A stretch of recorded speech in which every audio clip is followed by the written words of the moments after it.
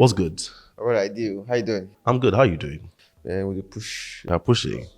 All right. So there's been a lot of conversation about how Amapiano is swallowing Nigerian music in the clubs. Everyone's talking about it. So how important do you think Nigerian nightlife is to the promotion of Nigerian music? I mean, without a shadow of doubt, absolutely very, very important. Like we cannot even overstate the importance of Nigerian nightlife to the promotion of Nigerian music. So sometimes last year I had this event. The African Music Library invited me to this event as a speaker. Then after the event, I had the privilege of having a brief chat with Obi Asika and Clarence Peters. So Obi Asika is the current national DG of the National Council for Art and Culture, and I was talking about the evolution of Afrobeats, and he mentioned how when Nigerian music, that's Nigerian mainstream pop music, used to be classified as world music, and that's something they had to fight. Like that's a struggle they had to face for them to move Nigerian world music and Nigerian pop music from world music to actually global pop music. So, and a marker of global pop music is when they start playing your music in clubs. So before Afrobeats, Nigerian mainstream pop music started popping in clubs in the UK, US, and other parts of Europe, it was we are on festivals, we're still doing the path of the legends before us, the King Sonia Ades, the Adewale Ayuba, Sashino Peters, and co. They all performed in different festivals around the world. I mean, there's this video of, I think, Christian Asian Ibukwe performing in China. Is it China or South Korea? I'm not sure now. Yeah, Asian country, yeah, a festival, and she was performing Shioriri to diverse crowd from all over the world, drawn from all over the world. So Nigerian music had always been, has always been on the global stage, but it was categorized as global music. So there's that global music, there's pop music. Popular music is what you dance, play at parties, at discos, in the club. Pop music is world music is what you play in festivals. You want someone to come and perform from another part of the world to give it that national outlook, yeah, inclusivity. So when Nigerian music started playing in the clubs in the US, that's when we know, okay, fine, we're getting there. We're becoming global pop music. So that's how important it is. Even back in Nigeria, uh, the nightclub scene, the nightlife scene, it's one of the most essential offline ways to market music. That's ways a lot of people interact with music offline. That's how you discover new music. You go to the club and you hear people, yeah, you hear a new song and you start asking, who's this guy? Yeah, so the nightclubs, nightlife generally, it's very important part of how we market music offline discovery modes of music. So you go to the club, you hear new music, new sound, you're wondering who's this artist, you get Shazam it, or you get asked someone, who's this person, you get asked the DJ, who's this person. So that's how it has been before we now have this, maybe social media became the primary way to discover music. Before it was DJs heavily, DJs spin music in the clubs, in parties, and when a new song drop, there's a good chance maybe you hear it on radio first, or you hear it via the DJs in the clubs and in parties, right? So it's always been essential. So I said, let's look at the history of contemporary Nigerian music and the effects of like nightlife, nightclubs, nightlife in our music promotion. Maybe the first Nigerian mega hit to come out of TikTok. I think that'll be Ameno on Piano. Kuya Amenu's Ameno on Piano. I think came just before CK's Love 120. It was nightclub. It was nightclub that blew up that song. It was what was happening in the clubs that translated into social media attraction. And this guy was in Benin. I had an interview with Guiameno, like I think was it 2 years ago or last year. He was in Benin and he was seeing his song popping up. People were posting on WhatsApp and blew up. He had to come to Lagos, and long story short, the man came here with a Range Rover, latest Range Rover. That's how that was how huge the song was, right? So pretty much the clubs are always where music pop, where you discover new music, and even now it is still a metric of what works and what doesn't work, what is popular and what is not popular.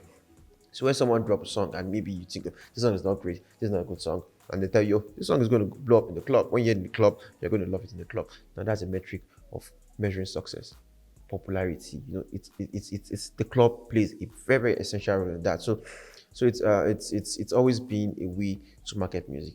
It's always been a way to take music from an artist to the mass media, to the mass audience, from an artist to the consumer, to connect with the consumer. DJs, nightclubs, parties, generally have played a major role in the evolution and the commerciality of Nigerian mainstream music. So right now we have DJs, hype men, and even if you go on TikTok, you get to experience that club hype man culture a lot on TikTok. With a lot of hype men are making music that just like carries that club culture, and it like is different ways. There are the mainstream one. There's like the trenches, the trench talk, the trenches that just that just like service a particular demographic. So it's very essential. And that's why people talk about like what they listen to in the club. Maybe if there's a disconnect, they start to complain. And I mean, we're seeing a kind of a disconnect now between what listeners want and what the clubs are playing because of the piano craze, if I can call it that, in Nigeria right now.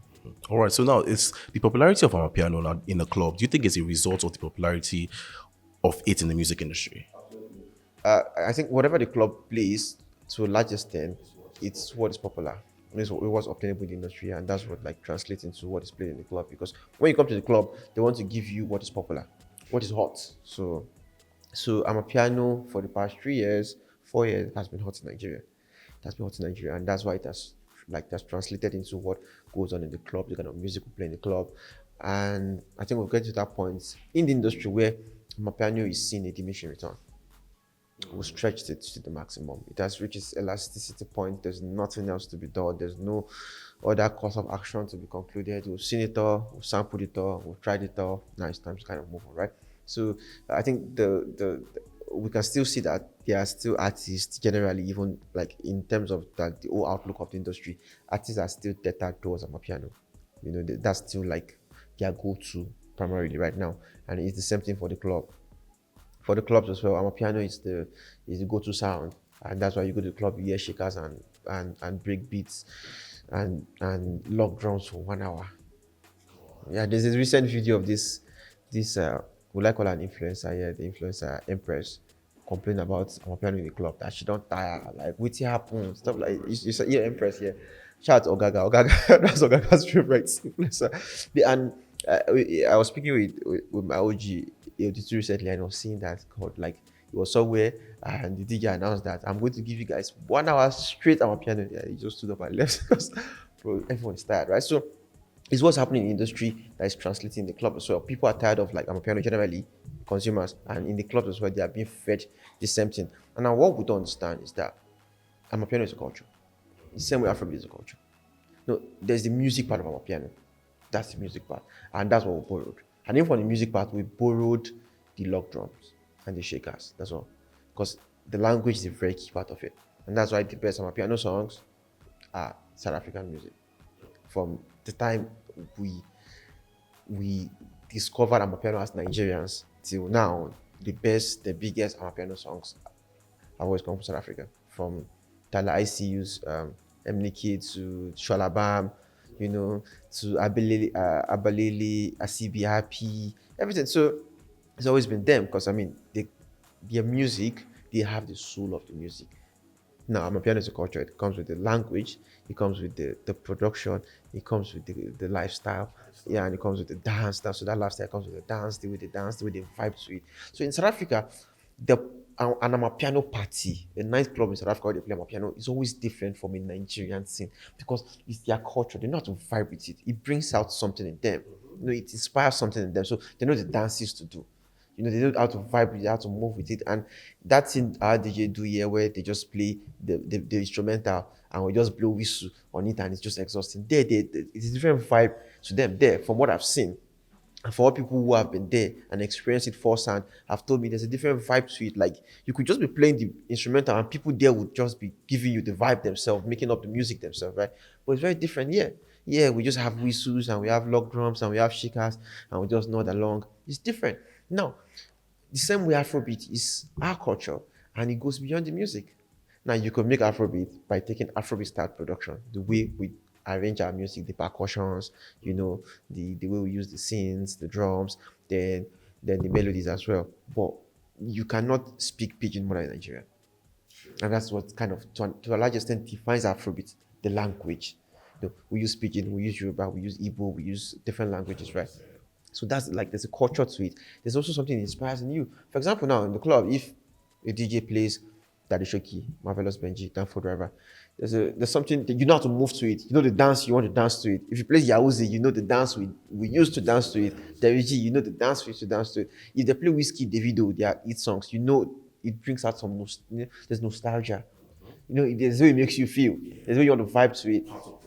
You get it. So it's cultural. It's cultural to you. You know what it inspires in you. Same thing if they play the Moits catalog, which is just a general cheat code for every DJ. Don't know what to play, just go play the Moits catalog, right? And you hear those songs from the band, you want the Code Doctor C, the Prince, K Switch, Don Jazzy, those crazy, crazy music. There's something that inspires in you. They play Gonga, so there's something that inspires in you. And now if they play Shaku Shaku, they play Zanku, they play Neramali's Malian movement record, there's something that inspires in you, right? So it's culture. It's cultural. You know how to vibe to that music. You know how to move to that music. You know how to respond to the music. And you genuinely enjoy it. But Amapiano is not our culture. They are the popular ones we can sing along to. You sing Abelele Happy and we all, yeah. We all sing along, but that's about it. That's about it because it's not our culture. We don't know those dances. We don't know those moves. We don't know how to use the language to vibe along to it. Yes, so it's just really, you're just shoving 1 hour, 2 hours of Amapiano down people's throat, and it's tiring, it's exhausting. And that what it means is that there's a disconnect. Because, okay, there are people who generally go to club for the music. Like me, for example. I'm not about to go. I'm a salary earner. As Dele Momodu said, he said, I'm a man of modest income. And I'm not about to stretch my luck. Bro. Yeah, so now you go to club for the music, right? To discover new music, to vibe along to what's happening there, to just enjoy it, have a good time. And just buy what you can afford. And then when the music is not there, when there's a disconnect to the music, and you say, Hamba, hey, that's what you're hearing, the shakers, the drum. You're happy. Bro. That's what you hear from morning to night. Okay, then there's nothing there for you. There's nothing there for you because the music you're going there to enjoy, now they've now subjected you to hearing 2 hours of music you cannot connect to. Before Empress made a video, and that's someone who is just a generally good lover of, just wants to enjoy music. She's not like maybe someone that's a critic that wants to break down music. Yeah. She just wants to have a good time. She's just an average consumer of music. She wants to enjoy herself, have a good time, and she's not able to have a good time because you give her music she cannot connect to. You understand, right? So there's that disconnect, and when people go to the club and they don't get to enjoy themselves because they can't connect to the music, then what's the ROI? What's the point? So I think we need to retrace ourselves and understand that that Nigerian nightlife is key to Nigerian music. It's like we work together hand in hand. If the industry is growing, the nightlife is growing. Like the nightlife rubs off on the music, and the music rubs off on the nightlife, right? So they sing about what is happening in the clubs, what makes people happy, and when people are happy, they go to the club and fight to this music, right? So it works hand in hand. But if we're not seeing our culture, if you're not seeing what is obtainable happening, if you can't hear it in the club, then you can understand that there's a disconnect in our music and in our society. If you look back at every era of Nigerian music, there are songs to soundtrack that era, and that song kind of capture the spirit of that era, from the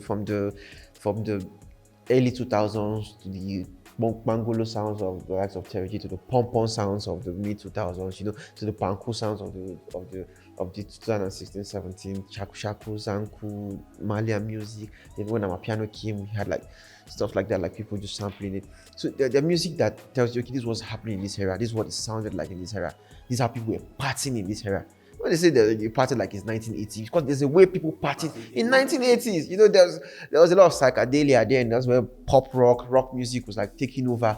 And people were popping pills. People were they're non-conformists, counterculture kind of stuff, right? That's when the Kurt Cobain, Nirvana, they were the face of counterculture. So when you say you party like 1980s, yeah, disco, because there's a time like that. And even Nigerian music, there are different times, there are different ways to parties, But right now, we just party, we just trying to take what is not ours and be fixated with it. Yeah, and now it's just now you're just shoving it down people's throat that, okay, till we find out something else, take this, right? So there's no balance, and that's it. And it's reflective.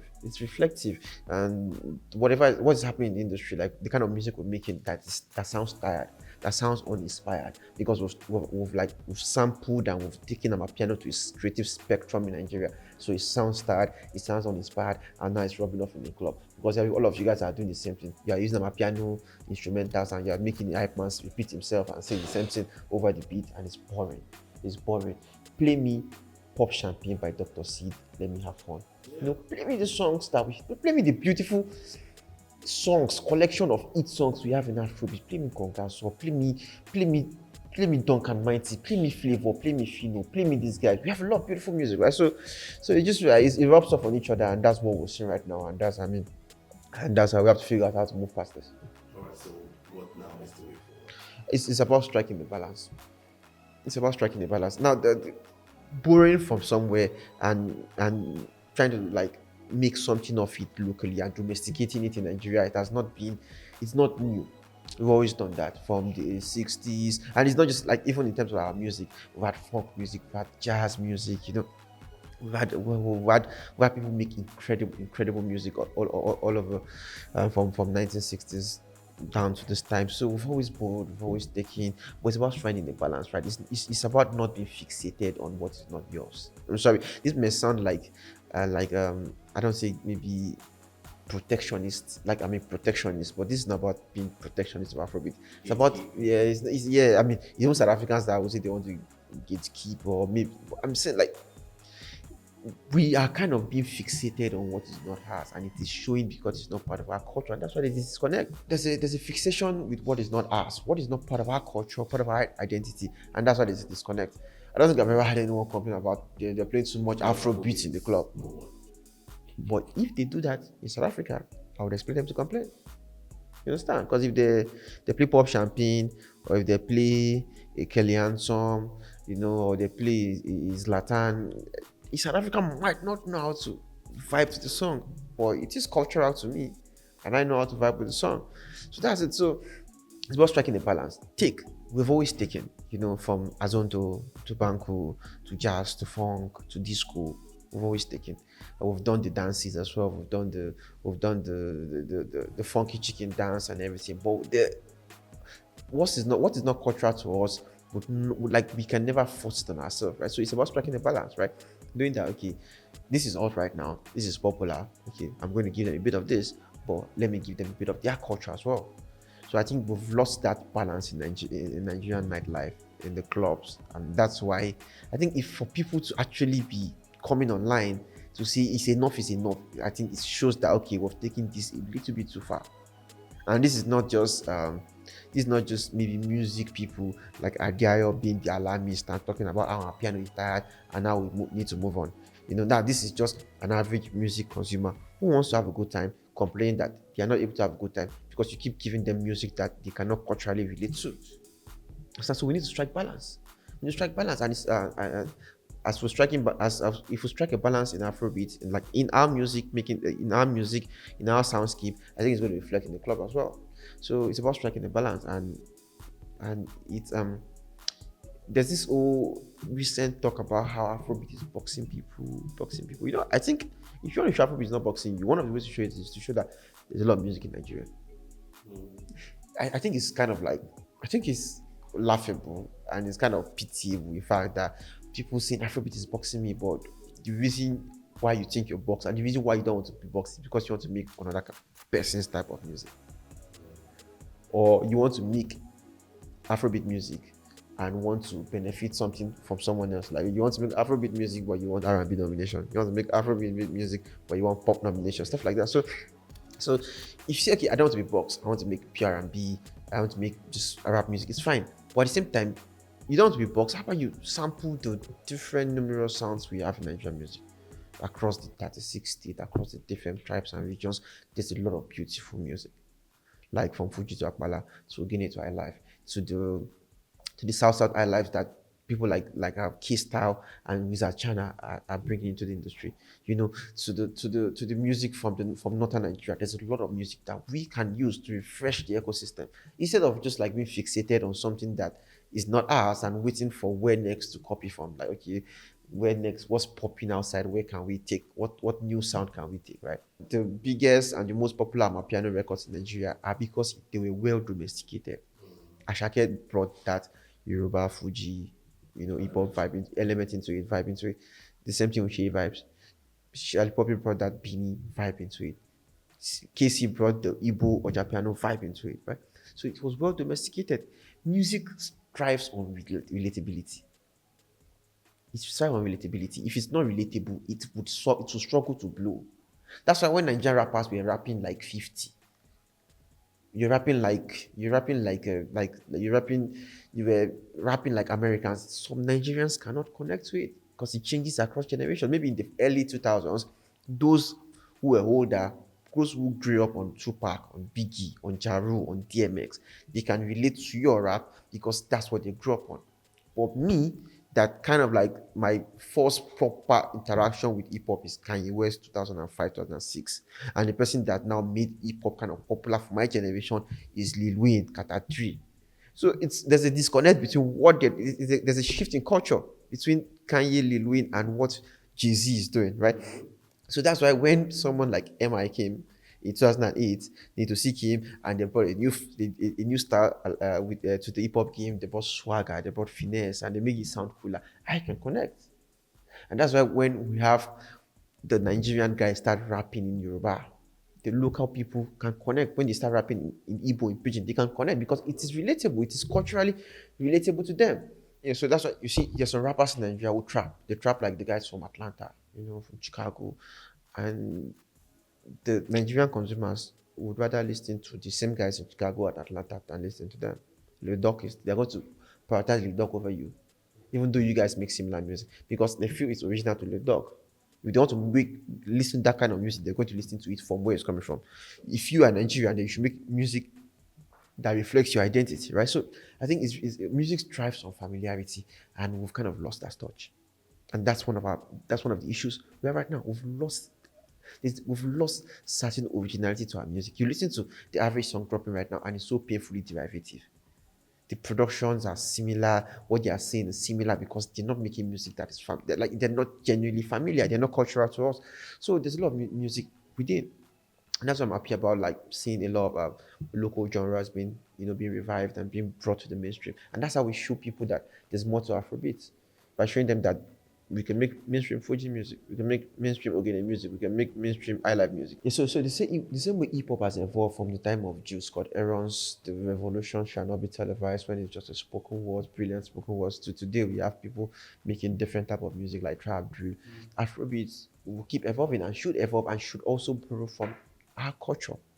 Borrow from our culture. So R&B, they're black, they're cultural to the black people, evolve from jazz and the likes, right? So our music should actually evolve from our culture. It should show cultural richness. So we should show people that, yeah, there's a lot of music coming from all parts of Nigeria. I mean, I hope to see a day where Nigerian mainstream music will borrow influences from the likes of Mama Shatta and Dan Mariah of Northern Nigeria. I know you don't know these guys, but I mean, that's how culturally rich our music is. So it's about striking a balance, looking inwards, being inspired by what we have here, and having a cultural commitment to ourselves. It's showing. I think the bigger picture here is the lack of cultural commitment to ourselves, and that's why we fixated on things that are not ours, and that's why you want to play 2 hours on piano, to the point that people now have to start complaining because there's no cultural commitment to ourselves. You could just play Afrobeats, but because you feel it's not popping, this is what they're playing in the clubs and in other parts of the world, let me also jump on the vibe and just play my piano. So there's no cultural commitment to ourselves, and it's telling, and we need to find the balance. We find the balance, and once we can strike a balance and we can retrace our steps, then we'll be able to advance our music through all the proper channels that it should be advanced from, and especially the nightlife scene, the nightclubs. That is a very, very essential tool in marketing music offline. I think when we can retrace our steps and identify that, okay, we have beautiful music in Nigeria, we should be inspired by what we have locally, and make something fresh, something exciting that can connect with the local audience. Then I think our clubs will be popping again, and it will be fun to go back to the clubs again. But until then, we just hope that wherever this crazy fixation with our piano is, we'll figure it out real fast. And that's what's on.